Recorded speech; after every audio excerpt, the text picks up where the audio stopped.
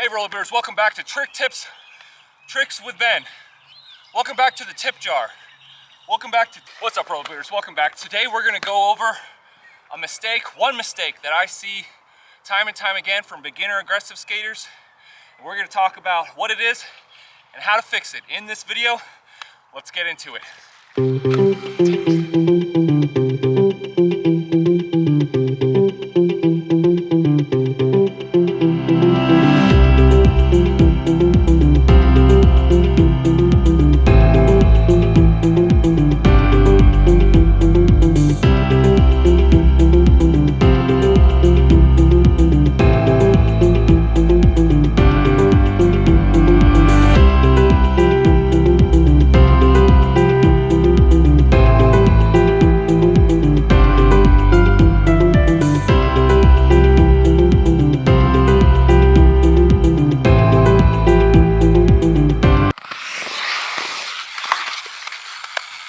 Now, if you're new to aggressive skating, then no doubt you're excited about quarter pipes.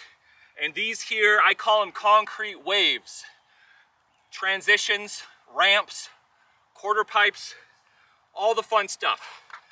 Now, the mistake that I see time and time again, I'm gonna get into here in a little bit, but it's important to understand just the foundational level of learning transitions. Is you really want to start small. I would advise you start on something like a bank that's not curved. When it's curved, that kind of compounds forces. Listen, I'm not like some physics major or anything like that, but all I know is that it's generally easier to learn on banks, i.e. a straight ramp, as opposed to these concave transitions. So make sure you have a strong grasp on that. As I always say, and not do, when you're learning things, make sure to wear protective gear. Right? Helmet, all of it, right? Especially on transitions, man. Like stuff gets squirrely on transitions, so do that. All right, so the big mistake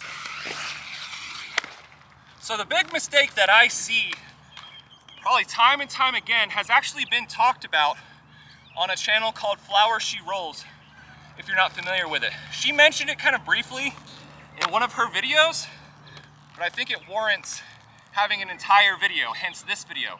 And so the mistake is, I'll show it on screen here, but the mistake is for beginners to jump or roll up to the coping and basically do a front side stall and then 180 and yeet themselves back into the transition.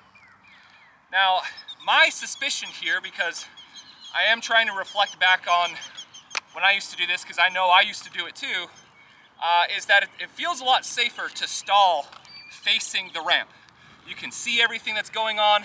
It doesn't really require a dynamic movement, but you're putting that off until later when you have to make that dynamic movement to then yeet yourself back into the ramp, which can create a far more like dynamic experience and honestly just isn't very efficient. The only times, and Coco mentioned this, Flower She Rolls, is that the only time you'll see experienced skaters do this is really if they intend to come back in fakey. Otherwise, it's just kind of inefficient and kind of awkward to have to jump because your feet, your H-blocks are likely on the coping, which is meant to slide. And so that dynamic movement with your H-blocks on the coping can create a little bit of a squirrely experience that you kind of want to avoid if you don't have to do it. Now, I'm not saying that doing front side stalls on coping is a mistake. The mistake comes in where you're unable to do anything else, right? You box yourself in, you get so used to that muscle memory that you either don't learn a different way to do it that may be better or more efficient or even safer. Simply frontside stalling coping is not in itself a mistake. Like I said, I think the mistake is not perhaps learning a better, safer way. That better, safer way is to, as you may expect, to backside stall the coping. It helps everything move a little bit more fluid and efficiently, and you have better visibility of where you're going. So in my opinion, it makes it quite a bit safer too. Now, a transition, a little bank this small might look silly. You might look silly learning on it, but you're gonna look a whole lot sillier if you're eating shit on bigger transitions before you learn how to do this. Of course, you may be asking, Ben, well, how do I learn how to do these backside stalls? Find like the smallest transition in the skate park, and you're gonna roll up to it, and you're gonna find out which way it's more comfortable for you to spin, right? Which way is it more comfortable?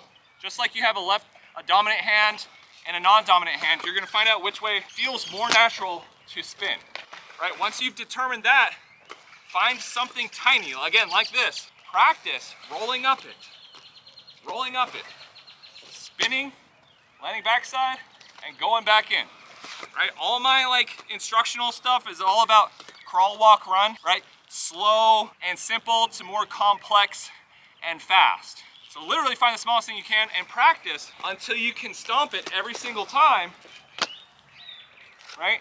And then find something a little bit bigger.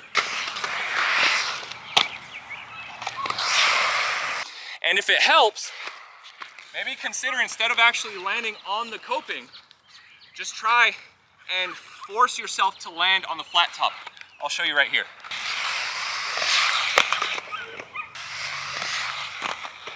And if you have a friend up here that you can that can help you, you know what I mean? Give you a little bit more stability, then even better.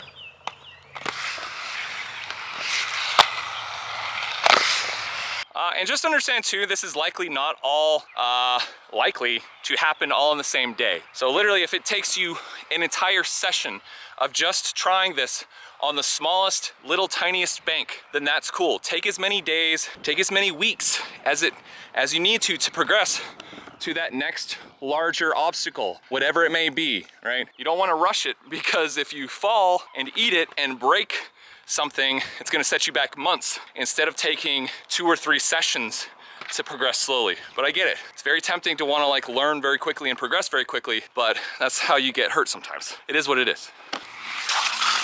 And before you know it, you'll be backside stalling the biggest ramps in the whole skate park.